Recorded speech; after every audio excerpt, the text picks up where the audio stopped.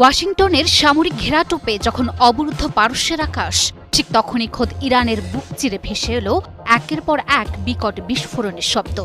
যুদ্ধের দামামা আর উত্তেজনার পারদ যখন তুঙ্গে, তখন এই লেলিহান শিখা মুহূর্তেই ছড়িয়ে দেয় চরম আতঙ্ক। তবে কি শুরু হলো কাঙ্ক্ষিত সেই হামলা? তবে না, শত্রুর ক্ষেপণাস্ত্র নয়, বরং অভ্যন্তরীণ গ্যাস বিস্ফোরণে আবারও রক্তাক্ত হলো ইরান। বন্দর আব্বাসের পর এবার দক্ষিণ পশ্চিমাঞ্চলীয় শহরে প্রাণ হারালেন 4 জন।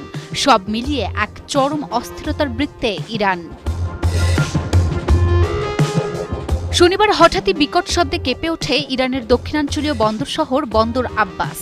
বিস্ফোরণের তীব্রতা এতটাই ছিল যে আশেপাশের এলাকাগুলোতে আতঙ্ক ছড়িয়ে পড়ে। রাষ্ট্রীয় গণমাধ্যম ও বার্তা সংস্থা এএফপির তথ্য মতে, বিস্ফোরণের ধাক্কায় একটি বহুতল ভবনের অন্তত 2টি তলা পুরোপুরি ধসে গেছে। আশেপাশের দোকানপাট এবং রাস্তায় থাকা যানবাহনগুলোও দুমড়ে মুচড়ে গেছে।